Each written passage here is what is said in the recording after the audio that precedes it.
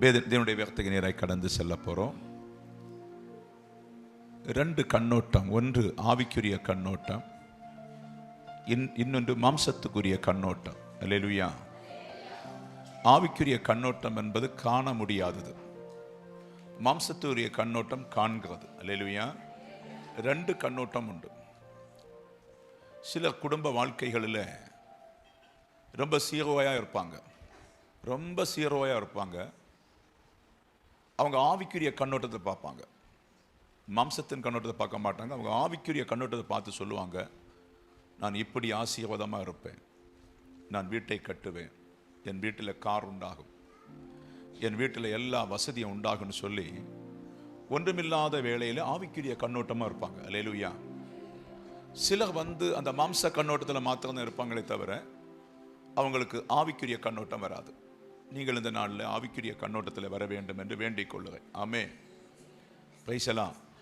ஆவிக்குரிய கண்ணோட்டம் மாத்திரமல்ல, அது ஆவிக்குரிய காரியத்தை அறியவும் வேண்டும்.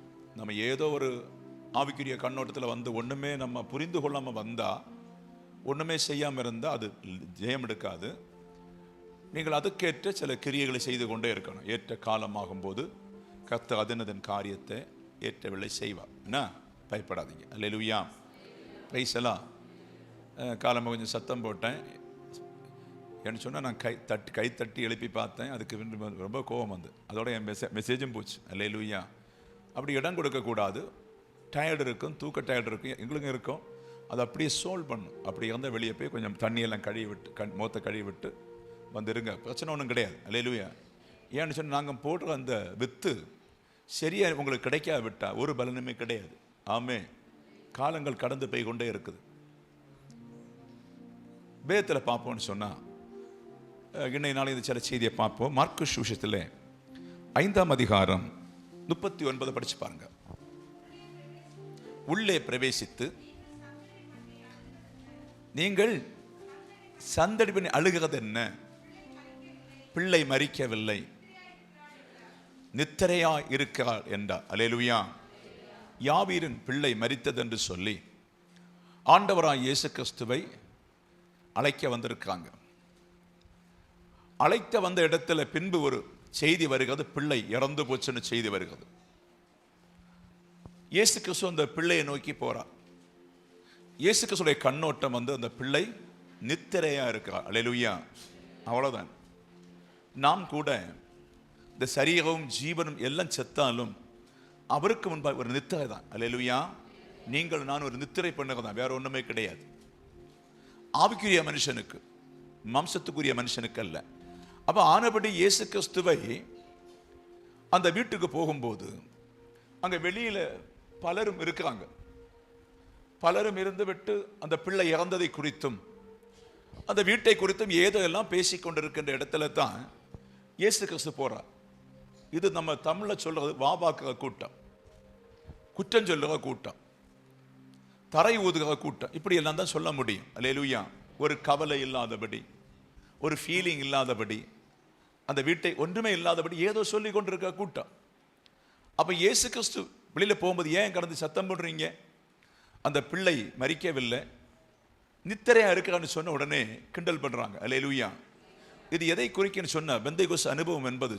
மற்றவங்க சொல்லுவாங்க, இந்த வீடு இனி எங்கே எழும்ப போகிறது, இந்த வீடு எப்படி நீ நல்லா இருக்க போகுது, ஒண்ணுமே நடக்காது, இந்த குடும்பம் ஆசீர்வதிக்கப்படாது, இந்த பிள்ளைகளுக்கு திருமணமாகாது, இந்த பிள்ளைகளுக்கு பிள்ளை செல்வம் கிடையாது, இவங்க தரித்திரரா இருப்பாங்கன்னு சொல்லி உலகம் சொல்லி கொண்டே இருக்கும். நல்லா புரிஞ்சு கொள்ளுங்க. அல்லேலூயா. உலகம் அதுதான் சொல்லி கொண்டிருக்கும். பெந்தேகோஸ்து என்ன நடக்க போகிறதுன்னு சொல்லும்போது நீங்கள் ஆவிக்குரிய கண்ணோட்டத்தில் வாழ்ந்து கொண்டே இருக்க வேண்டும். இப்படி சொல்லுற மக்கள் மத்தியிலே என்னை கர்த்தர் எல்லாத்திலும் உயர்த்தி வைப்பார் என்று சொல்லி ஒரு மிகுந்த சமாதானத்தோடு கிறிஸ்துவை நம்பி ஆவிக்குரிய ஜீவத்தை கட்டி எழுப்பி கொண்டிருக்க வேண்டும் என்றுதான் பரிசுத்த ஆவியானவரே சபைக்கு சொல்லுகிறார். ஆமென். அல்லேலூயா. அதை நீங்க கட்டி உங்க மனதில் கட்டி எழுப்பி கொண்டே இருக்கணும். மனதில் நீங்கள் அதை உருவாக்கி கொண்டே இருக்கணும். லாங் தூரத்தில் காணணும். இதை வச்சுதான் பரலோகம் கண்டுபிடிக்க போறோம் நாளைக்கு. அல்லேலூயா. பரலோகம் அப்படித்தான். காண முடியாதை விசுவசிக்க வேண்டும், அதை நம்ப வேண்டும். ஆவிக்குரிய காரியத்தில் கட்டி எழுப்பி எனக்கு ஒரு இடத்தை தருவார் என்று சொல்லி விசுவசிக்க வேண்டும். அல்லேலூயா. அங்கே அந்த பிள்ளை செத்து போனாள் என்று சொல்லி ஏதோ பேசிக்கொண்டிருந்த இடத்துல இயேசு உள்ளே போய் அந்த பெண்ணை கூப்பிட்டு எழுப்பினார், உயிரோடு எழுப்பினார் என்று பார்த்து கொள்ள முடியும். அதை உயிரோடு எழுப்பி அந்த பிள்ளை எழுப்பின உடனே அந்த வீட்டுக்கு சமாதானமும் வெளியே உள்ளவர்களுக்கெல்லாம் துக்கமாகிவிட்டது. காரியம் அவரை அற்பமா எண்ணினார்கள். ஆமே. அந்த பெண் நித்திரை இருக்கிறாள் என்று சொன்ன உடனே அவரை அற்பமா எண்ணுடைய முகத்தில் கரியை பூசி அந்த குடும்பத்துக்கு சந்தோஷம் தந்து அந்த பிள்ளை உயிரடைய வைத்தார். அதுதான் ஆவிக்குரிய காரியத்தில் தூரே காணுகிற அனுபவங்கள். அல்லேலூயா. நீங்கள் அப்படி செய்து பாருங்களேன், நீங்கள் அப்படி சிந்தித்து பாருங்கள். ஆவிக்குரிய காரியத்தை உங்களுக்கு என்ன தேவை, உங்களுக்கு என்ன பிரச்சனை, எதுவாக இருந்தாலும் நீங்கள் ஆவிக்குரிய காரியத்திலே கட்டி எழுப்பி பாருங்க, மாம்சத்தின் கண்ணை விட்டு பாருங்க, ஒரு பெரிய மாற்றத்தை காண முடியும் என்று பரிசுத்த இந்த சபைக்கு சொல்லுகிறார். நேற்றைக்கு தீர்க்கதரிசியை கொண்டும் சபை ஆசீர்வதிப்பேன்னு சொன்னார். உங்களையும் சிலரை ஆசீர்வதிப்பேன்னு சொல்லியிருக்கிறார். அல்லேலூயா. அதன்படி நீங்கள் ஆசீர்வதிக்கப்பட வேண்டும், சபையும் ஆசீர்வதிக்கப்பட வேண்டும், நீங்களும் ஆசீர்வதிக்கப்பட வேண்டும். பண கஷ்டமும் துன்பத்தில் இருக்கக்கூடாது. நீங்கள் ஆசீர்வதிக்கப்பட்டாதான் மற்றவங்களை ஆசீர்வதித்தில் கொண்டு வர முடியும். நீங்கள் ஏதாவது நன்மை செய்யும் போது தான் மற்றவங்களை ஆசீர்வதிக்கப்படுவாங்க. அப்படி நீங்கள் கேட்க வேண்டும். நான் 10 பேருக்கு தர்மம் செய்யத்தக்கதை உயர்த்தி வையன்னு கேட்க வேண்டும். அல்லேலூயா. இப்படி கேட்டு பெற்றுக்கொள்ள வேண்டும். கொஞ்சத்திலே உண்மையாக இருக்க வேண்டும். அப்போ நாளடை ஆகும்போது இந்த பிள்ளையை உயிர்ப்பித்தது போல உங்க குடும்பத்தில் எதெல்லாம் செத்து கிடக்கிறதோ அதை எல்லாம் கர்த்தர் உயிரடைய மேலே கொண்டு வருவதற்கு இஸ்ரவேலின் தேவனாகிய கர்த்தர் வல்லமை உள்ளவராய் இருக்கிறேன் என்று ஆவியானவர் சொல்லுகிறார். விசுவசிக்கிற பிள்ளைகள் கரங்களை தட்டி ஆண்டவருக்கு நன்றி செலுத்துவோம். ஆவியான உங்களுக்கு இன்றைக்கு பேசும்படி, ஆவியான இடைபடும்படி, ஆவியனுடைய வல்லமை கடந்து வரும்படி எல்லாரும் ஒரே மனமாய் ஒரே மனமாய் ஒரே மனமாய் தேவ பிரசன்னத்துக்கு முன்பாய் glory to God shenadaram danasya amen amen amen. ஓ நன்றி நன்றி நன்றி. ஆமென். ஒரு தொலைந்து போன ஒரு கோடாலி. அல்லேலூயா. விறகு வெற்ற கோடாலி, தடி வெற்ற ஒரு கோடாலி.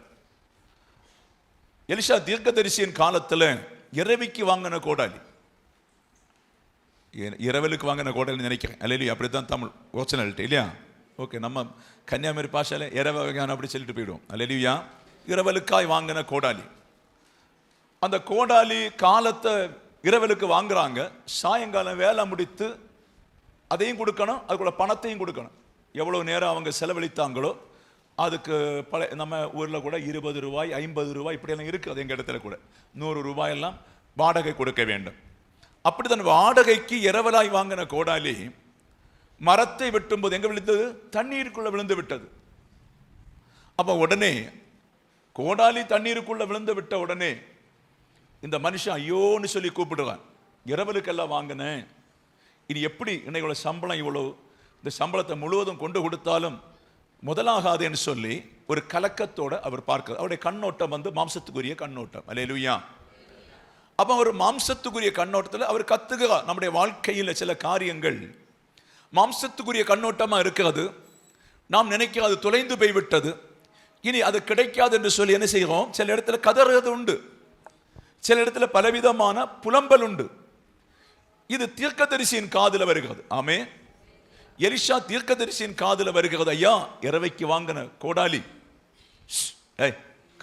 இரவைக்கு வாங்கின கோடாலி தண்ணீருக்குள்ள விழுந்து விட்டது. அது எடுத்து கொடுக்காவிட்டா இன்னைக்கு என் சம்பளம் எல்லாம் போய்விடும் ஐயா, இன்னைக்கு சம்பளம் கொண்டும் போகாது, இனியும் அதிகம் கொடுக்க வேண்டியிருக்கும் என்று சொன்ன உடனே அவர் ஆவிக்குரிய கண்ணோட்டத்தை வைக்கிறார். ஏன்னு சொன்னா ஆவிக்குரிய கண்ணோட்டம் வைத்தாதான் கர்த்தர் ஹெல்ப் பண்ணுவார், உங்களுக்கு உதவி செய்வார். ஆமே. நாம் மாம்சத்துக்குரிய கண்ணோட்டம் வைத்தால் ஆண்டவர் உதவி செய்ய முடியாது.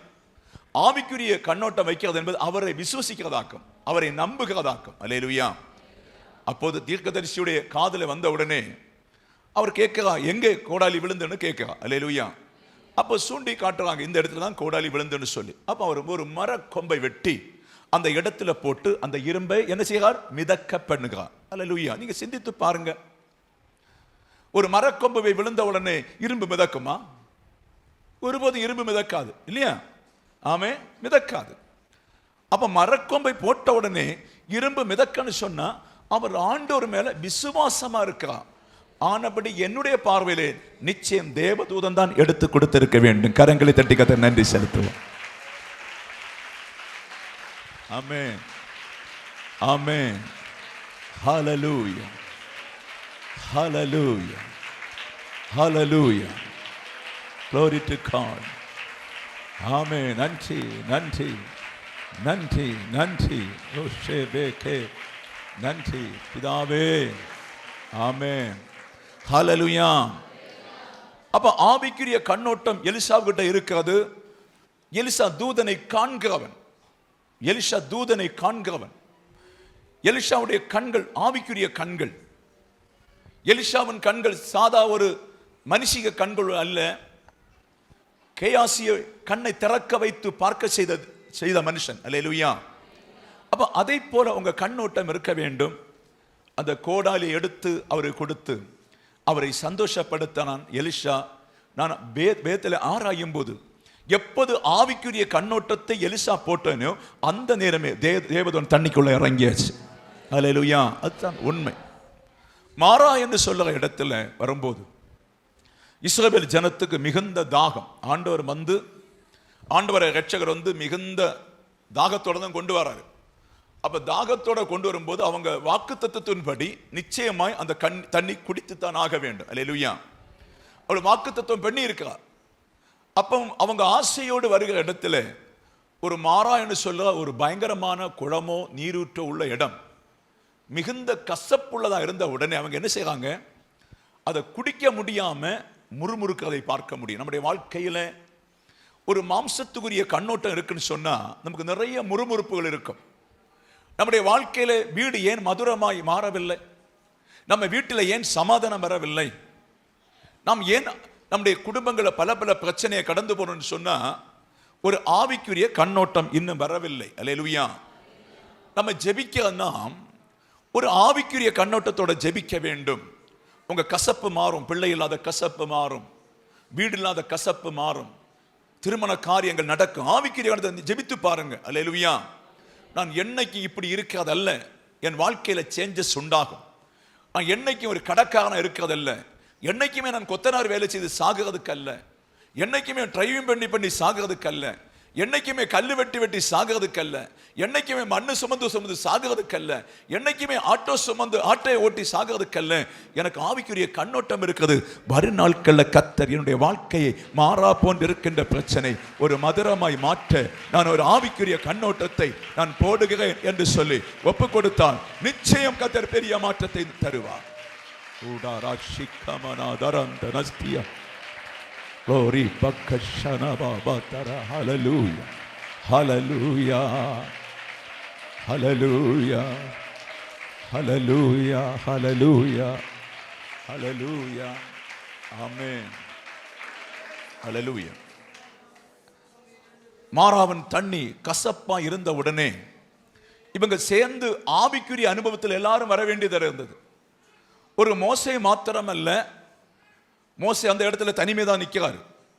மிரியாம் 2-3 பேர் தான் நிற்கிறாங்களே தவிர மற்றவங்க எல்லாமே அதை புரிந்து கொள்ள முடியவில்லை. காலேப்பும் ஜோசுவும் இந்த கசப்பானாலும் எதுவானாலும் நன்மையாய் முடியும் என்று சொல்லி நம்பின சின்ன ஒரு கூட்டம் மக்கள் தான். அல்லேலூயா. சபையில இன்றைக்கு அப்படிதான் சின்ன ஒரு கூட்டம் தான் வரும் நாட்களை நன்மையாய் முடியும் என்று சொல்லி நிற்பாங்களே தவிர எல்லாரும் நிற்க முடியாது. இவங்க சிலர் தான் அந்த மாறாவின் கசப்பை புரிந்து கொண்டு நிற்கிறத பார்க்க முடியும். அங்கே ஒரு மரக்கொப்பை வெட்டி ஆண்டவர் போட சொன்னார். எப்போ மோசே வந்து ஆண்டவரை நோக்கி கூப்பிடும் போது, எதுக்கு ஆண்டவர் அப்படி செய்கிறார்? உங்க குடும்ப ஜீவிதத்தில் எதுக்கு கசப்பை வைத்திருக்கிறார்? உங்க வாழ்க்கையில் எதுக்கு கசப்பை வைத்திருக்கிறான்னு சொன்னா அந்த கசப்பு நீங்கள் புரிந்து கொள்ள வேண்டும், அது பின்பு மாறும் என்று சொல்லி விசுவசிக்க வேண்டும். அல்லேலூயா. வாழ்க்கையிலே கசப்பும் புளிப்பும் உண்டு, வாழ்க்கையிலே கண்ணீரும் துக்கமும் உண்டு, வாழ்க்கையில இதெல்லாம் கடந்து தான் போக வேண்டும் என்று சொல்லித்தான் ஆவிக்குரிய காரியங்கள் சொல்லிக் கொடுக்கிறது. ஆமே. உங்கள் வாழ்க்கை சின்ன வயதிலே மதுரமாய் இருந்தால் பின்பு அது கசப்பாய் மாறி மரணத்துக்குள்ளே போய்விடுவீங்க. உங்க வாழ்க்கையில நிறைய கசப்புகளும் துன்பங்களும் இருந்தாதான் நீங்க அந்த கசப்பை நீக்குவதற்கு எவ்வளவு பாடுபடுறீங்கன்னு உங்களுக்கு தெரியும். அல்லேலூயா. அந்த கசப்பை ஜெபித்து நீக்கி பாடுபட்டு நீக்கித்தான் அந்த கசப்பை மாற்றுவீங்க. அப்படி ஜனங்கள் வந்து புரிந்து கொள்ளல. அங்க செங்கடலை பிளந்ததை மறந்துட்டாங்க. இந்த கசப்பை பார்த்த உடனே முறுமுறுக்குறாங்க. அது ஆண்டவருக்கு பிடிக்கல. அவர் இந்த காரியமானாலும் விசுவாச பிள்ளைகளுக்கு நன்மை இல்லாம தீமை வைக்க மாட்டார். நல்லா புரிஞ்சுக்கணுங்க.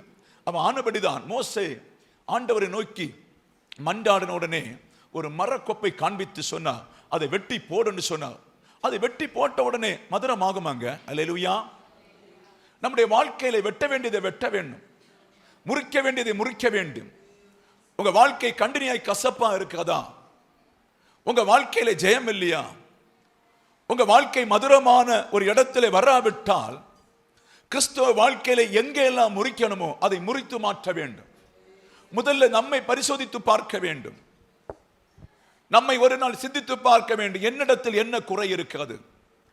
என் வாழ்க்கையில் வருகிற கசப்புக்கு காரணம் என்ன என்று சொல்லி நீங்கள் தன்னை ஒரு நாள் ஆராய்ந்து பாருங்க. வாரத்தில் ஒரு நாளாவது ஆராய்ந்து உங்களை தாழ்த்தி கொண்டு ஒரு கசப்பான கொம்புகள் உங்க வாழ்க்கையில முளைத்திருக்குன்னு சொன்னா அதை வெட்டி போட்டா உன் வாழ்க்கை மதுரமாய் கத்தர் மாற்றி மேலான ஒரு இடத்திலே கத்தர் கொண்டு வர கத்தர் வல்லவராயிருக்கிறார். ஆமென், ஆமென், ஹல்லேலூயா, பிரைஸ் தி லார்ட்.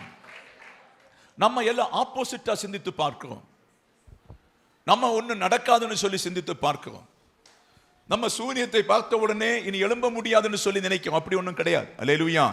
தேவன் சூனியத்திலிருந்து எழுப்ப வல்லவர். லாசர் வந்து மரித்த உடனே ஜனங்கள் எல்லாம் இவருடைய சிநேகிதன் அல்லவா, இவருடைய நண்பனாச்ச, இவர் இந்த வீட்டில் வந்து தங்குவாரு, இந்த வீட்டில் சாப்பிட்டு எல்லாம் போவாரு, இவர் நோயை குணமாக்கலாம் அல்லவா, இப்படி அநேக காரியங்களை சொல்றாங்க. இவர் இங்க இருந்தா லாசர் செத்திருக்க மாட்டானே, நிறைய பேரை உயிரோடு எழுப்பி இருக்கான்னு சொல்லி அநேக காரியங்களை சுற்றி நிற்கிற ஜனங்கள் சொல்றதை பார்க்க முடியும். ஆனா இயேசுவின் கண்ணோட்டம் என்று சொல்வது, நீ 4 நாள் கல்லறையில் இருந்தாலும் 10 நாள் கல்லறையில் இருந்தாலும் அவர் எழுப்ப வல்லவராய் இருக்கிறார் என்று அறிந்து கொள்ள வேண்டும் என்று பரிசுத்த ஆவியானவர் திருச்சபைக்கு சொல்லுகிறார்.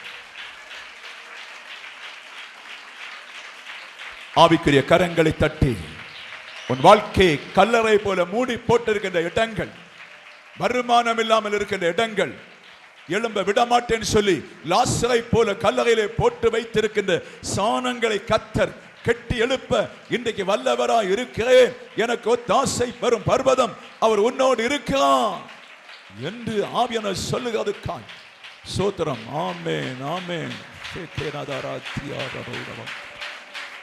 ஹல்லேலூயா, பிரைஸ் தி லார்ட். ஒரு மார்த்தாளுடைய கண்ணோட்டத்திலையும் இனி அவர் எழுந்திருக்க மாட்டார்னு தான் சொந்த சகோதரி. ஒரு மரியாளுடைய கண்ணோட்டத்திலையும் என் சகோதரனுடைய வாழ்க்கை முடிந்து போச்சுன்னு சொல்லித்தான் அவங்க 2 பேரும் வந்து காலில் விழுந்து அழுறாங்க. ஆனா இயேசுவின் கண்ணோட்டம் அப்படி இல்லை. இனி நாம் உயிரடைய போவதை வைத்துக் கொண்டு அவனை பேர் சொல்லி அழைத்து வெளியே எழுப்பினார். இது தன் வருகைக்குள்ள அடையாளமா இருக்கிறது. இது தன் மறுஜன்ம உயிர்த்தெழுதலின் அடையாளமா இருக்கிறது. ஆனபடி இந்நேரத்திலே உன்னை கல்லறையிலே அடைத்தாலும் அங்கிருந்து என்னை எழுப்பி கொண்டு வர ஒரு இஸ்ரவேலின் தேவனாகிய கர்த்தர் என்னோடு இருக்கிறார் என்று சொல்லி விசுவசித்தால் அநேக கல்லறைகள் திறக்கிறது போல உன் வாழ்க்கையில் அடைக்கப்பட்டு இருக்கின்ற கல்லறையான வாழ்க்கை திறக்கும் என்று கர்த்தர் சொல்லுகிறார்.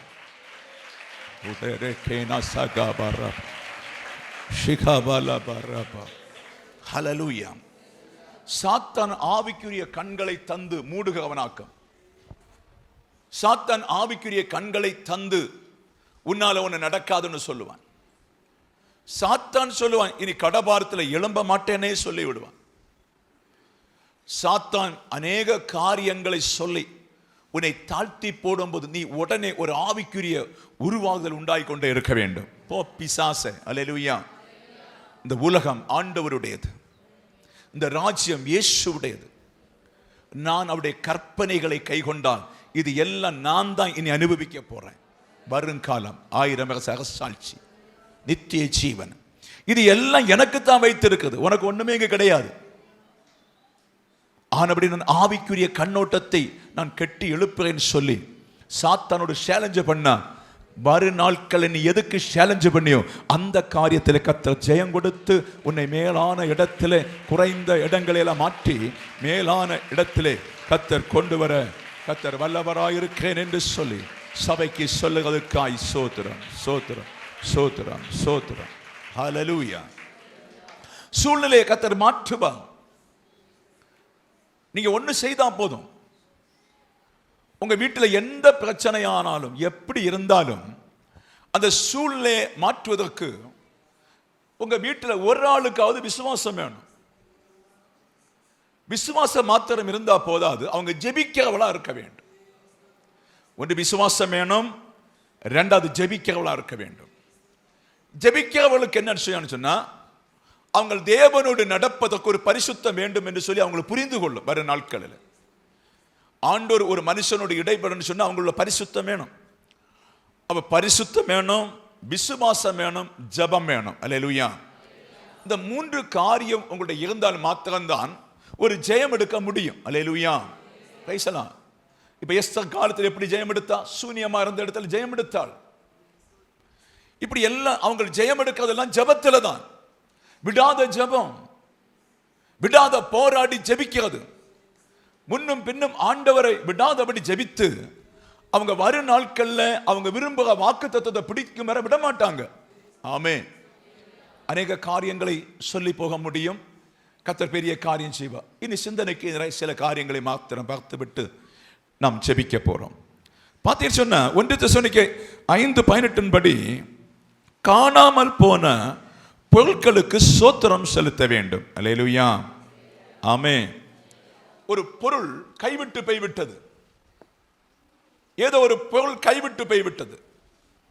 இல்லாவிட்டால் நாம் ஒரு காரியத்தை பொக்கிஷமாய் வைத்திருந்தோம், அந்த பொக்கிஷம் நம்ம கையில கிடைக்காம போய்விட்டது. இல்லாவிட்டால் ஒரு 50,000 ரூபாய் களைந்து விட்டது, ஏதோ ஒன்று நமக்கு சம்பவித்து விட்டது. அல்லேலூயா. நம்ம என்ன செய்வோம்? எல்லாருமே என்ன செய்வோம்? அழுதுட்டே இருப்போம்.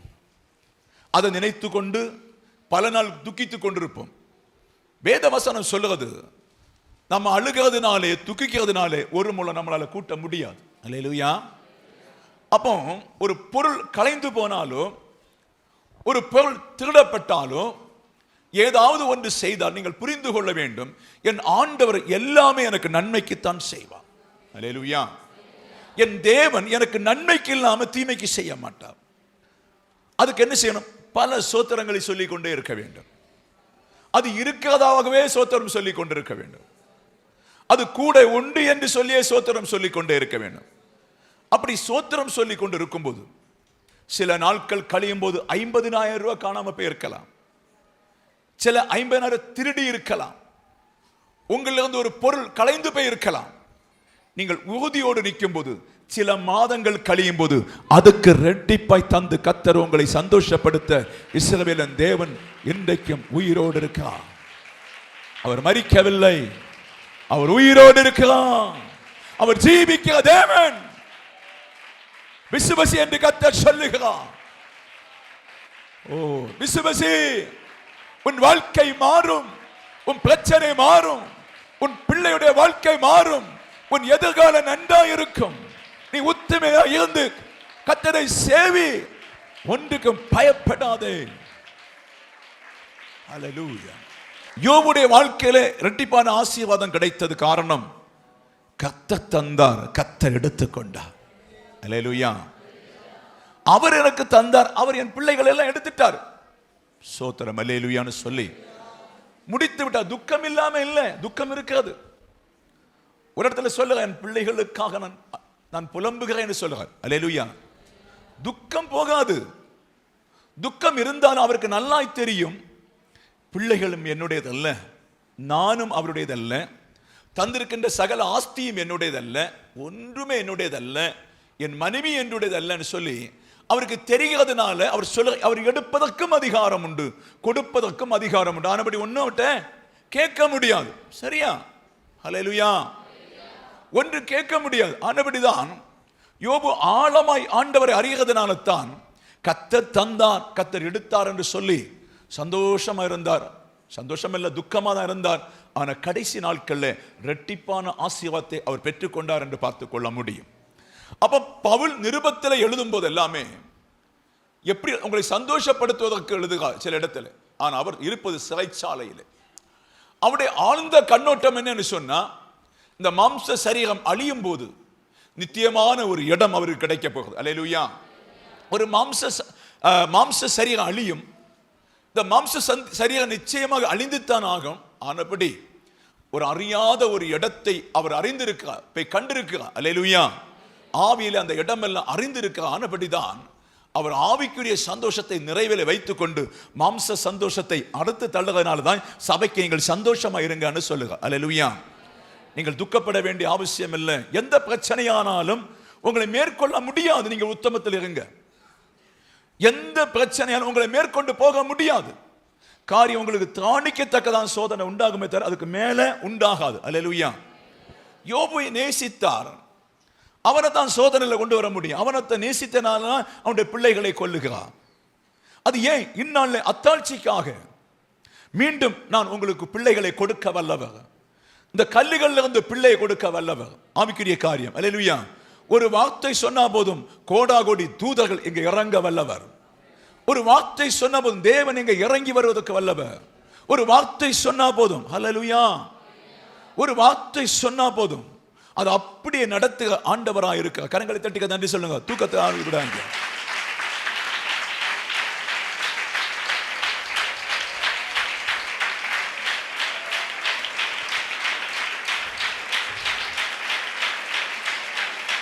ஆமென், ஆமென், ஆமென். நம்முடைய வாழ்க்கையில இது தொலைந்து போச்சு, நம்முடைய வாழ்க்கையில என்னென்ன காரியம் தொலைஞ்சு போச்சு, நம்முடைய வாழ்க்கையில நிம்மதி தொலைஞ்சு போச்சு, நம்முடைய வாழ்க்கையில சமாதானம் தொலைஞ்சு போச்சு, நம்முடைய வாழ்க்கையில வேலை தொலைஞ்சு போச்சு, நம்முடைய வாழ்க்கையில நினைத்திருந்த காரியம் தொலைஞ்சு போச்சு. இப்படி அநேக காரியங்கள் தொலைந்து போகும்போது உனக்கு நன்மைக்கு தான் அவர் செய்வார் என்று சொல்லி சோத்திரம் சொல்லி கொண்டே இருக்கணும். உங்க புருஷன் விட்டு போனாரா? நன்மைக்கு தான், ஏதோ ஒன்று ரட்சிப்பதற்காக. நம்மை கடவாரத்தில் வைத்தார், நன்மைக்கு தான், அப்படித்தான் சொல்லி புரிந்து கொள்ள வேண்டும். என்னை 10 பேருக்கு முன்பாக அவமானப்படுத்தின, அது நன்மைக்கு என்று சொல்லி நீ புரிந்து கொள்ள வேண்டும். எது வந்தாலும் நன்மைக்கு என்று சொல்லி புரிந்தா வரும் நாட்கள்ல நன்மையை மாற்றுவார். யோபுடைய சிநேகிதர்கள் வெறுத்தார்கள், உற்றாரெல்லாம் வெறுத்திருப்பார்கள். இத்தனை சோதனை வருவதற்கு யோபு பாவி என்று சொல்லி முத்திரை குத்தி இருப்பார்கள். அப்படித்தானே? அல்லேலூயா. இத்தனை பிரச்சனை வருவதற்கு யோபு பாவிதான், யோபு அக்கிரமக்காரன் தான் என்று சொல்லி முத்திரை குத்தி இருப்பாங்க. யோபுடைய வாழ்க்கை முடிந்தது என்று நினைச்சிருப்பாங்க. ஆனா யோபுக்கு ஒரு கண்ணோட்டம் இருந்திருக்கும். அல்லேலூயா. யோபுக்கு ஒரு கண்ணோட்டம் இருந்திருக்கும்.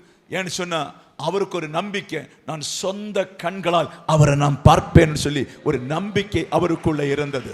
அது விசுவாசத்தோடு சொல்லிக் கொண்டே இருந்தார், விசுவாசத்தோடு நம்பிக்கொண்டு இருந்தார். Amen. Praise the Lord, praise the Lord, hallelujah. அத விசுவாசத்தோடு நம்பிக்கொண்டு இருந்தனால தான் மீண்டும் பிள்ளைகளை கொடுத்தார், மீண்டும் ஆஸ்தியை கொடுத்தார், துளைந்து போனது எல்லாத்தையும் கொடுத்தார். அதை போல நீங்களும் கிறிஸ்தவ வாழ்க்கையிலே ஏதோ ஒன்று நஷ்டப்படும் போது சோத்திரம் சொல்லி பாருங்க, துதித்து பாருங்க. இது எல்லாமே ஏதோ ஒன்று. நான் உண்மை ஆராதிக்கிற பிள்ளை தானே, நான் ஜெபிக்கிற பிள்ளை தானே, நான் பரிசுத்தமா வாழ்கிற பிள்ளை தானே, நான் உம்முடைய பிள்ளை தானே. அப்ப என்ன எதுக்கு நீ சோதிக்கிற? மகளானனால தானே, நீ என் பிள்ளை ஆனதுனால சோதிக்கிறார். அல்லேலூயா. அப்ப சோதனை தப்பித்து போதற்குள்ள வழியும் அவர் முன்னே வைத்திருக்கிறார். நீ சோதனையிலிருந்து ஜெயம் எடுத்த உடனே உனக்கு வர வேண்டிய பொக்கிஷத்தை அவர் கண்ணால கண்டு வைத்திருக்கிறார். அதை போல நீங்கள் அந்த கண் கொண்டு பார்த்தால் நிச்சயமாக ஒரு விடுதலை வரும் என்று சபைக்கு ஆவியானவர் சொல்லுகிறார். Oh, glory. Glory. Hallelujah. Praise the Lord. யோபு புஸ்தகம் 17ஆம் அதிகாரம் 10ஆம் வசனத்தில் படிக்கும்போது பாருங்க, யோபு 17:10 பார்க்கும்போது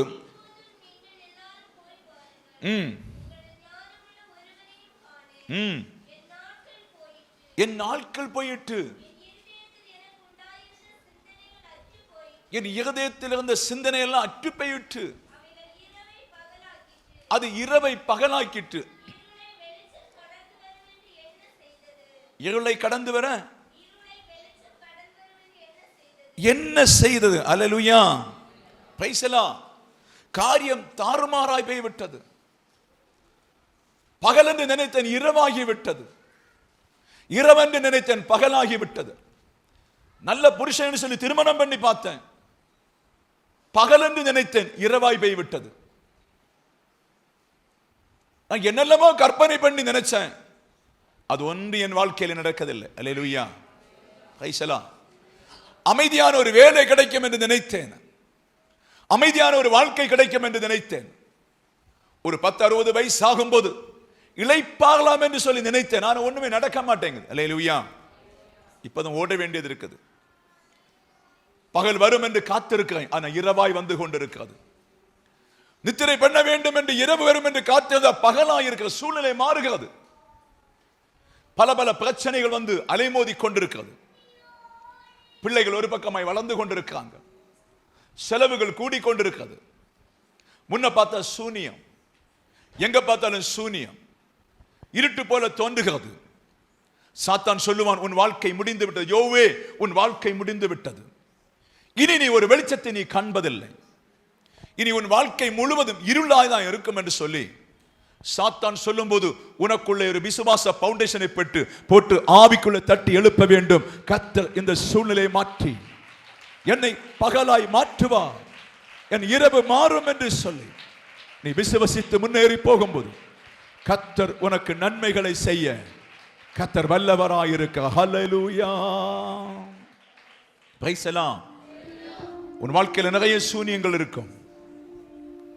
ஆல்மோஸ்ட் நிறைய பேருக்கு சூனியம் தான் அதிகம், ஆல்மோஸ்ட் பிரச்சனை தான் அதிகம், கவலைத்தான் அதிகம். சிரிக்க முடியவில்லை, துன்பத்தை சகித்து சகித்து வாழ்ந்து கொண்டிருக்கும். நிலைமையை பார்த்தால் ஒருபோதும் தப்பி போக முடியாது. இந்த நாள் கர்த்தர் சொல்லுகிறார், நீ ஆவிக்குரிய ஒரு மனப்பான்மை கட்டி எழுப்பு. உன் இருட்டை வெளிச்சமாய் மாற்றுவேன், உன் சூழ்நிலை வெளிச்சமாய் மாற்றுவேன். பிள்ளை செல்வத்தை நான் உனக்கு கொடுப்பேன், நன்மைகளை உனக்கு நான் செய்வேன், வழிபாதை திறந்து தருவேன். நீ என் வார்த்தைக்கு கீழ்ப்படிந்தால் உன் குடும்பம் அட்ரஸ் இல்லை என்று சொல்லுகிற இடத்துல நான் அட்ரஸாய் மாற்றி நான் இருக்கிற தேவன் என்று சொல்லி, காணாமல் போன ஆடுகளை தேடி வந்த தெய்வம் உன்னை தேடி வந்திருக்கிறார்.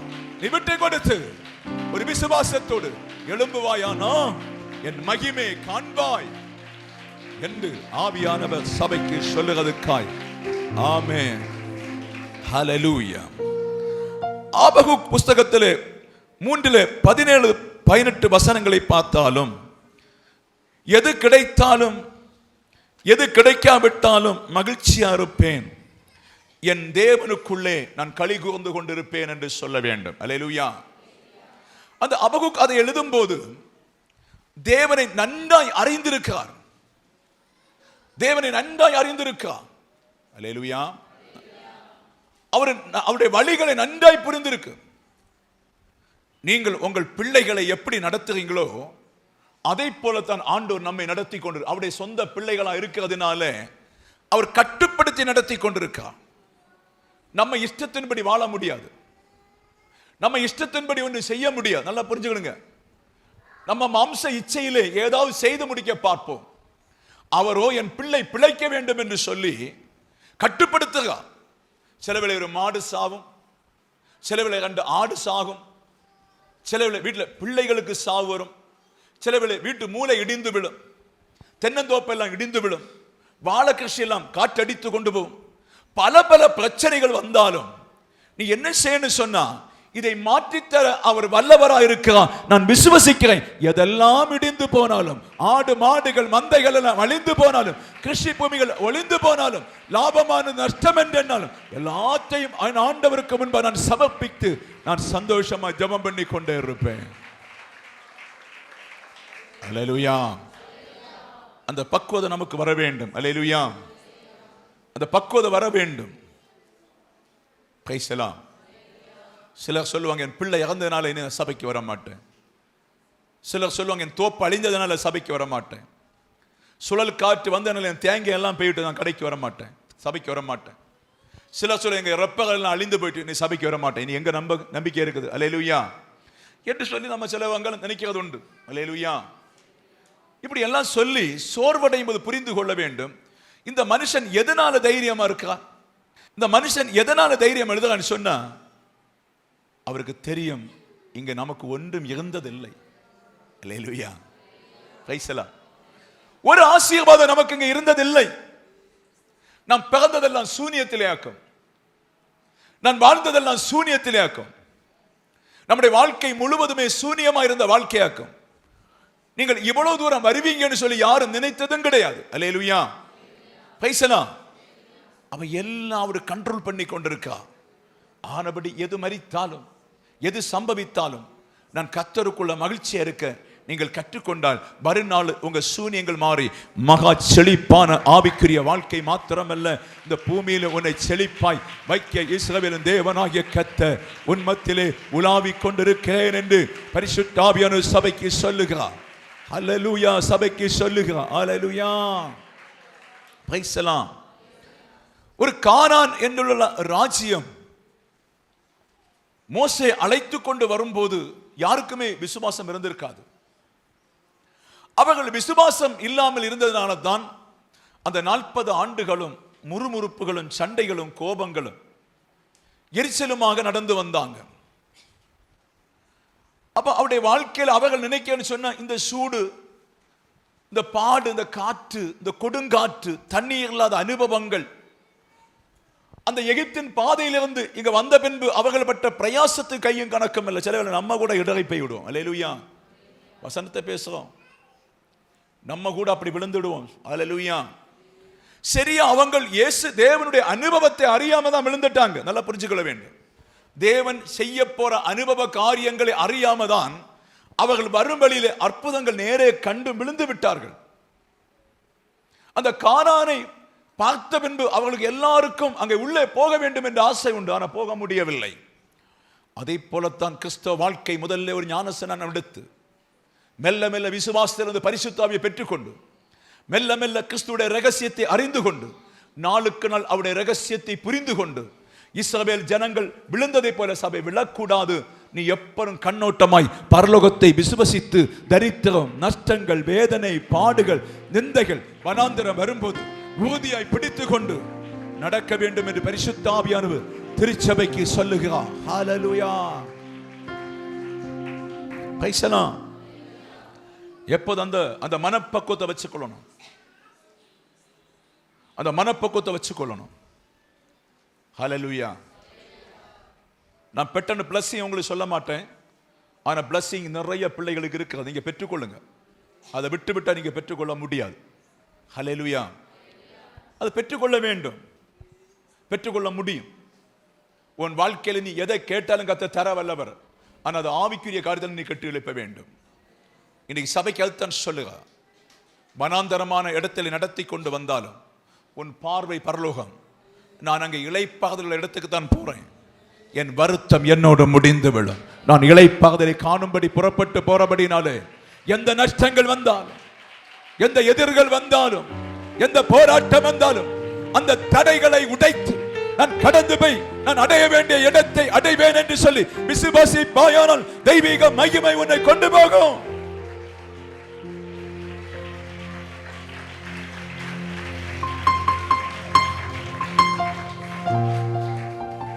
ஹல்லேலூயா. இந்த விசுவாசத்துல கெட்டி எழுப்பின உடனே நம்மை நடத்த போது ஆண்டவராக்கும். ஆவியிலே நீங்கள் கெட்டி எழுப்பும் போதே தேவதூதன் கட்டளை போடுகிறார். இவன் தன் தகப்பனை நம்பவில்லை, உலகத்தை நம்பவில்லை, யாரையுமே அவன் நம்பவில்லை, யாரையுமே அவன் நம்பவில்லை. என்னிடத்திலே விசுவாசமா இருக்கிறான். என்னிடத்திலே விசுவாசம் இருக்கிறதுனால தூதனிட்டு கட்டளை போடுகிறா. நேற்று அவர் சொன்னார் 2 தூதன் என்று சொல்லி. அல்லேலூயா, பிரைஸ் தி லார்ட், ஆமென். 2 தூதன் சொன்னார். அப்போ தூதனுடைய கட்டளை எதுக்கு போடுகிறார்? இவளுக்குள்ளே பரலோகம் உருவாகி கொண்டிருக்கிறது. வனாந்தரமான வாழ்க்கையிலே பரலோகம் உருவாகி கொண்டிருக்கிறது. இவனுக்குள்ளே பரலோகம் உருவாகி கொண்டிருக்கிறது. வனாந்தரத்தின் மத்தியிலே உருவாகி கொண்டிருக்கிறது. என்னை விசுவசித்து இந்த வனாந்தரத்தில் நடக்கவனாக்கும். தூதனோடு சொல்லுவா, இந்த குடும்பத்தை ஆசீர்வதிக்கும் வரை நீ பூமியில நின்று ஆசீர்வதித்து வான்னு சொல்லி அனுப்புனா உன் வீடு நிச்சயமாய் ஆசீர்வதிக்கப்படும் வரை அந்த தூதன் உன்னோடு நடந்து, உன்னோடு இருந்து, உன்னோடு உட்கார்ந்து உன் காரியங்களை எல்லாத்தையும் வாய்க்க பண்ணு, உனக்குள்ள காரியங்களை சரி பண்ணி ஏற்ற வேளையிலே அற்புதங்கள் அடையாளங்களை செய்து வைக்காம போகவே மாட்டார். யாக்கோபோடு ஒரு தூதன் போனான். யாக்கோபோடு தூதன் போனதை பார்க்க முடியும். நேற்று அதை முடிக்கல, அவர் இந்த செய்தி இடையில போடுறார். அல்லேலூயா, பிரைஸ் தி லார்ட். வானத்துக்கு ஒரு தூதன் ஏறுகிறதும் இறங்குகிறதையும் பார்த்தான். ஆண்டவராய் தேவன் யாக்கோபை கூப்பிட்டு இந்த பூமியை உனக்கு தருவேன்னு சொன்னார். அல்லேலூயா, மிகுந்த சந்தோஷம். இந்த பூமியை தருவேன்னு சொன்ன கல்லை, ஒரு தலைமாட்டில் வைத்து தூங்கின கல்லை தூக்கி நாட்டி எண்ணெய் வார்த்து பொருத்தனை பண்ணி கொண்டு போறான். அல்லேலூயா, நான் போற இடத்துல உண்ணவும் உடை தந்து என்னை ஆசீர்வதித்து திருப்பி கொண்டு வந்தா இந்த இடம் தேவனுடைய வீடா இருக்குன்னு சொல்றாரு. அல்லேலூயா, ஆமென். மறந்துடக்கூடாது. பிரைஸ் தி லார்ட், ஹல்லேலூயா. ஆனா அவருடைய சிந்தனை சாத்தான் மாற்றி விட்டு, அவ்வளவுதான். அதுக்கு மேல நம்ம போக கூடாது. நம்ம செய்தி நம்ம பார்த்திருக்கோம். அல்லேலூயா. அவர் போன இடத்துல சிந்தனையை மாற்றுவதை பார்க்க முடியும். ஆண்டவரை கண்ட மனுஷன், ஆனால் அவருடைய சிந்தனை மாறி சுமார் 14 ஆண்டுகள் பெண்களுக்காக வேலை செய்தாலும் தேவதூதன் விட்டு போகவில்லை. அல்லேலூயா. காரணம், ஒரு வார்த்தை, உன்னை ஆசீர்வதித்து உன் வீட்டுக்கு நான் திருப்பி கொண்டு வருவேன். அப்ப நம்ம பாவம் செய்தாலும், நம்ம அக்கிரமம் செய்தாலும், நம்ம ஏதோ ஒரு குற்றங்களை செய்தாலும், யார் நிமித்தமோ உனக்கு தந்த வார்த்தை மாறாத காரியம், உன்னை உருவாக்க தேவன் அவராய் இருக்கார் என்று சொல்லி பரிசுத்த ஆவியார் இந்த சபைக்கு சொல்லுகிறார். ஆமென். Praise the Lord. உன்னை வேணும் என்று சொல்லி 14 ஆண்டுகள் நஷ்டப்படுத்தினா, இரவும் பகலும் வேலை செய்தா பெண்ணுக்காக, இரவும் பகலும் அடிமைய வேலை செய்தா. பனி எல்லாம் அவர் மேல நனைந்து கொண்டே இருந்தது. ஆசை, வேலை செய்துட்டே இருந்தார். உபத்திரம் அவரை நெருக்கினது. தூங்க முடியாதபடி கஷ்டப்பட்ட. இது எல்லாமே ஆண்டவரை விட்டதுனால. புரியுதா? Price the Lord. இரவெல்லாம் பாடுபடுவோம், பகலெல்லாம் பாடுபடுவோம், தூக்கமே இல்லாம பாடுபடுவோம், பலவிதமான நிந்தைகளை அனுபவிப்போம். இது எல்லாமே நம்முடைய ஆவிக்குரிய கண்ணோட்டம் இல்லாம போறதுனால பாடுபடுவதாக்கும் என்று கர்த்தர் சொல்லுங்க. அல்லேலூயா. நாம் என்ன பாடுபட்டாலும் ஒரு சின்ன நூறு கூட கொண்டு போக முடியாது ஐயா. Price the Lord. கொண்டு போக முடியுமா? நம்ம புரிஞ்சுட்டா போதும். ஆனபடி உங்களை ஆசீர்வதிப்பேன்னு சொன்னா, யாக்கோபுக்கு மத்தியிலே ஒரு தூதன் இறங்கினது போல உன் வீட்டில் தங்கி இருக்கிற தூதர்கள் உண்டு என்று சொல்லி பரிசுத்த ஆவியானவர் சொல்லுகிறார். உனக்கு செய்ய வேண்டிய காரியத்தை செய்து முடிக்கும் வரை அந்த தூதன் போவதில்லை என்று கர்த்தர் சொல்லுகிறார். உனக்கு வாக்களித்ததை நான் செய்து முடிப்பேன், உனக்கு வாக்களித்ததை நிறைவேற்றுவேன், உனக்கு வாக்களித்ததை முடிக்கும் வரை அவர் மாற மாட்டேன் என்று பரிசுத்த ஆவியானவர் சொல்லுகிறார். அல்லேலூயா. உனக்கு அம்மா கைவிட்டாலும், உனக்கு அப்பன் கைவிட்டாலும், உன் சகோதரன் உன்னை கைவிட்டாலும், உன்னை நேசிக்க ஒரு கர்த்தர் இருக்கார். அவ்வளவுதான். அல்லேலூயா. அவர் உன்னை கைவிட மாட்டா. அவர் ஏற்ற நேரத்தில் உனக்கு ஒரு அற்புதத்தை செய்து உன் துக்கத்தை சந்தோஷமாய் மாற்ற ஒரு தேவன் உண்டு என்று சொல்லி தீர்க்க தரிசனமாய் கர்த்தர் உன்னோடு பேசி கொண்டிருக்கிறார் என்பதை அறிந்து கொள்ள வேண்டும் என்று கர்த்தர் சொல்லுகிறார். உனக்கு முன் வைத்திருக்கிற பொக்கிஷம் மகா பெரிது இருக்கிறது, மகா பெருசா இருக்கிறது என்று அறிந்து கொண்டு கடந்து போ. ஹல்லேலூயா. Praise the Lord. கடைசி தேவனுடைய பிள்ளையை நாம் மிகவும் கவனமாக இருக்க வேண்டும். அந்த தேவதூதன் உங்களை கொடுத்து கம்ப்ளைண்ட் சொல்ல கொடுக்க கூடாது. ஆண்டவரை பார்த்து, யெகோவை பார்த்து, யாக்கோவை பார்த்து சொல்லுவார், தூதன், நீ நினைக்கிறவன் சரி கிடையாது, பொண்ணுக பின்ன என் கரைக்கு நடக்கிறான், நீ நினைக்கிறவன் கள்ளனாக்கும், நீ நினைக்கிறவன் எப்தனாக்கும் குட்டி கொடுப்பாரு தூதன். ஒவ்வொரு நாளும் போன்ல பேசும்போது அவங்க டிஸ்கஷன் பண்ணி கொண்டே இருப்பேன். நீ இவனை நம்பி ஒன்று பார்த்துட்டு காரியம் இல்லை, நீ இவனை நம்பி இருக்கிறீரோ ஒரு பெரிய பெரிய ஒரு ராஜ்யமா இவனை வச்சு உருவாக்க நினைக்கிற, இது நடக்காத காரியம். அல்லேலூயா. தேவன் நடத்தி காட்டுவார். சகல மனுஷர்களை மாற்ற வல்லமை உள்ள தேவன், ஒருவனை உடைத்து போட்டு கட்ட வல்லமை உள்ள தேவன், ஒரு கலசத்தை உடைத்து போட்டு மீண்டும் உருவாக்குறது போல, குயவன் உருவாக்குறது போல ஒரு வீட்டையோ ஒரு மனுஷனை உருவாக்க என் ஆண்டவருக்கு தெரியும்.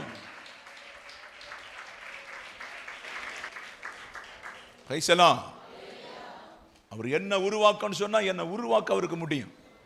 என்ன ஒரு மனுஷனாலையும் உருவாக்க முடியாது. அவர் தான் என்னை உருவாக்கினார். அல்லேலூயா. நான் ஒரு மனுஷனுக்கு அடிபணிகிற ஆள் இல்ல. இப்ப எல்லாருக்கும் அடிமையாக்குனாங்க. அல்லேலூயா. பிரைஸ் எல்லாம். ஆமென். கிறிஸ்துவின் நிமித்தம் சிலவங்களை தடவி கொடுக்கணும், சிலவங்களை தட்டி கொடுக்கணும், சிலவங்களை கடிந்து பேசணும், எல்லாத்துக்கும் எல்லாமா இருக்கணும். பிரைஸ் எல்லாம். அதான் கர்த்தர் உருவாக்க ஒரு பாத்திரமாய் நீங்கள் மாற வேண்டும். பிரைஸ் எல்லாம். ஆமென். கர்த்தர் நோட்டத்தை வைத்திருக்கிறார். அதை நீங்க சரியா நின்றா மாத்திரம் தான் செய்து முடிக்க முடியும் என்று பரிசுத்த ஆவியானவர் சபைக்கு சொல்லுகிறார். கடைசி ஒரு வார்த்தை பேச நான் முடிக்க போறோம். ரோம புஸ்தகம் 8ஆம் அதிகாரம் 28 படிங்க. அன்றியும் அவருடைய தீர்மானத்தின்படி அழைக்கப்பட்டவர்களாய் தேவனிடத்தில் அன்பு கூறுறவர்களுக்கு சகலும் நன்மைக்கு ஏதுவாய் நடக்கிறது என்று அறிந்திருக்கிறோம். அல்லேலூயா. பிரைஸ் எல்லாம். ஒரு தகப்பனுக்கு 2-3 பிள்ளைகள் உண்டு. தகப்பனுக்கிட்ட எல்லா ஆஸ்தியும் இருக்குது. பிள்ளைக்கு வேணும்னு இஷ்டம் போல கொடுக்க தகப்பனுக்கு முடியும். கோடி கணக்கில் தகப்பனுக்கு கொடுக்க முடியும். லட்சக்கணக்கில் பணத்தை கொடுக்க முடியும். நிரந்தரமான நிம்மதியை தகப்பனுக்கு கொடுக்க முடியும். ஆனா தகப்பன் தருகிறது கிடையாது. என்னன்னு தெரியல. அல்லேலூயா. நம்ம ஜெபிக்கிறோம், பாடுகிறோம், ஞானஸ்நானம் எடுத்திருக்கோம், ஆனா நமக்கு நிம்மதி கிடையாது. பிரைஸ் எல்லாம். நம்ம என்ன நினைப்போம்? ஹல்லேலூயா. எதுக்கு இந்த கோவில்? எதுக்கு இந்த வசனம்? எதுக்கு இந்த பிரச்சனை? எதுக்கு இந்த உபவாசம்? எதுக்கு இந்த 7 நாள் கூட்டம்? அது ஒன்றும் தேவையில்லை. அல்லேலூயா. நமக்கு நிம்மதி இல்லையே, ஒன்றும் நடக்குது இல்லையே. அல்லேலூயா. வீடு கட்ட நடக்கல, 5 சென்ட் இடம் வாங்க நடக்கல, திருமண காரியம் நடக்கல, பிள்ளைகளுக்கு படிப்பில் மேலே வர என்ன ஒன்றும் நடக்க மாட்டேங்குது. அல்லேலூயா. ஆனால் வேதம் திட்டமாக சொல்லுகிறது. என்ன சொல்லுன்னு சொன்னா, சகலது நன்மைக்கேதுவாய் வைத்திருக்க. ஆமை. கரங்களை தட்டி கத்த நன்றி செலுத்து. நன்மைக்கேதுவாய், சகலது நன்மைக்கேதுவாய், சகலது நன்மைக்கேதுவாய்.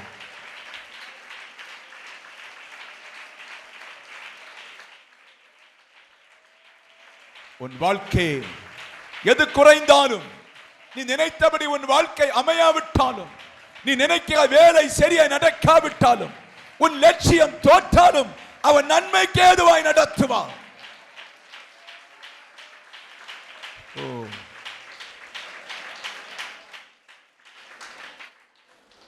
ஒரு முன்குறிக்கப்பட்ட பிள்ளை, ஒரு முன்குறிக்கப்பட்ட பிள்ளை, தேவன் முன்குறிக்கப்பட்ட பிள்ளை, அந்த பிள்ளை விரும்புகிறபடி வாழ முடியாது. நல்லா புரிஞ்சுக்கிடுங்க. அல்லேலூயா. அது சில காலம் போகும்போது உங்களுக்கு புரியும். நான் ஆசைப்படுகிறது ஒன்றும் தருகிறது இல்லை, வேற ஒன்றைத்தான் தருகிறார். அல்லேலூயா. இஸ்ரவேல் ஜனங்கள் சாப்பிடுவதற்கு மீன், வெள்ளரிக்காய், இறைச்சி எல்லாம் கேட்டாங்க. அல்லேலூயா. அவர் கொடுக்கிறது கிடையாது. ஏன்னு சொன்னா, பரலோகத்தின் மன்னாவினாலே காண்டாமிருகத்தின் பலத்தை கொடுக்கிறார், தேவதூதனுடைய பலத்தை கொடுக்கிறார். யுத்தம் செய்வதற்கு, கானானியர்களை அழிப்பதற்கு, பல ராஜாக்களை வெட்டி வீழ்த்துவதற்கு. இது எதை குறிக்குன்னு சொன்னா, உலகத்தின் சாப்பாடு சந்தோஷத்தை புசித்து குடித்தால் உலகம் உன்னை அடக்கிக் கொள்ளும். உலகத்தின் ஆகாரத்தை மறந்து கிறிஸ்துவின் மன்னாவாகிய வார்த்தைகளை புசித்து குடித்தால் வெட்டி வீழ்த்த வேண்டிய சாத்தானை வெட்டி வீழ்த்தி உனக்கு போக வேண்டிய தூரத்துக்கு போகத்தான் கர்த்தர் சில குறைகளை வைத்திருக்கிறார்.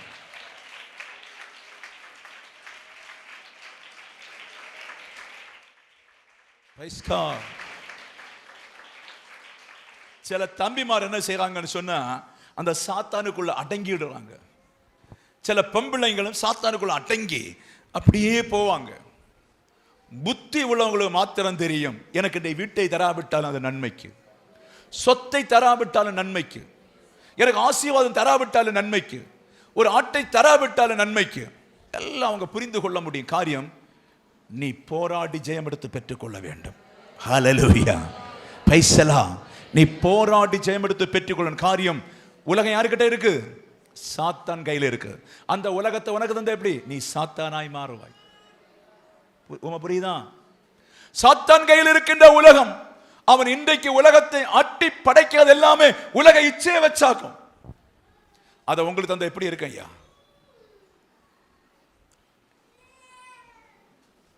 ஆவிக்குரிய கருத்தை சொல்றேன். எனக்கு 1 ஏக்கர் பூமி தந்தா நான் 2 ஏக்கருக்கு ஆசைப்படுவேன். எனக்கு 50 பகன் கோல்டு தந்தால் 50 கூட ஆசைப்படுவேன். எனக்கு ஒரு இனோவா கார் தந்தா நான் பென்ஸ் காருக்கு ஆசைப்படுவேன். எனக்கு ஒரு பெரிய வீடு தந்தா இன்னும் பெரிய வீட்டுக்கு நான் ஆசைப்படுவேன். அநேக பணக்காரர்களை அந்த ஆசையில நிறுத்தி அந்த லட்சியங்களை அவர் அனுபவித்து புசித்து குடித்திருக்கும் போது உன்னை என்னை தரித்தனாய் மாற்றி அவருடைய சித்தத்தை உனக்குள்ளே உருவாக்கி மேலான ராஜ்யத்தை தரத்தான் கர்த்தர் கட்டுப்பாடு பண்ணி உன்னை நடத்தி கொண்டிருக்காரே தவிர வேற ஒன்றுமில்லை என்று சொல்லி சபை அறைந்து கொண்டு இந்த நாள் கர்த்தருக்கு நன்றி செலுத்தி, நீ எனக்கு வைத்திருக்க காரியம் நான் அறிகிறேன், எது வந்தாலும் நான் நம்புகிறேன் என்று சொல்லி நீ கிறிஸ்துவோடு நடப்பாயானால் ஏற்ற வேளை கர்த்தர் இந்த உலகத்தை அல்ல மேலான பரலோக ராஜ்யத்தை தர கர்த்தர் வல்லவா. தங்கத்தின் வீதியிலே நடப்பாய், வைடூகத்திலே நடப்பாய், முத்து கல்மத்திலே நடக்கிற பரலோக ராஜ்யத்தை தந்து பிதாவின் இடத்திலே வைக்கத்தான் உனக்கு சில குறைவுகளை வைத்து கர்த்தர் மகளே இந்த குறைவை விட்டு என்னிடத்தில் வா என்று சொல்லி கூப்பிடுகிறார்.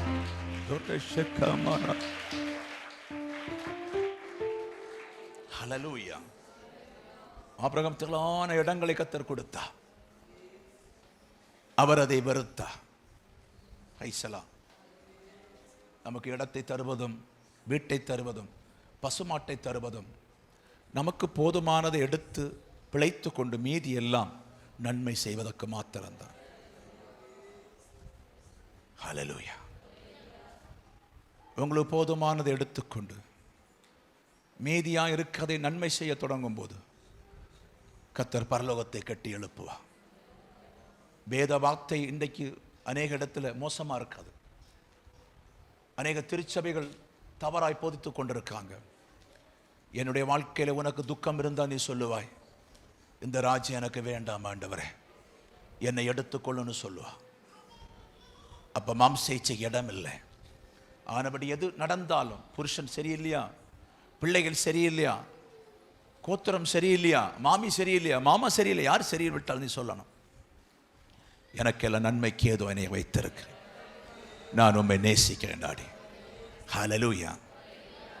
இந்த சரீரம் 60 வருஷமோ 50 வருஷமோ இருக்கும் பூமியில, நான் அதுவரை உண்மை நேசிக்கிறேன். நான் மேலே ஆன அந்த ராஜ்யத்தை நான் நேசிக்கிறேன்னு சொல்லி அதுக்கு நீ காத்திருப்பாய். ஆனால் கர்த்தர் நிச்சயம் அந்த ராஜ்யத்தை கர்த்தர் தருவா. நீ பயப்பட வேண்டிய தேவையில்லை என்று பரிசுத்த ஆவியானவர் சொல்லுக. ஹல்லேலூயா. நாம் எல்லாரும் எழும்பி நிற்போமா? பிரசன்னம் பிரசன்னம் தேவ பிரசன்னம் அதிகாலமே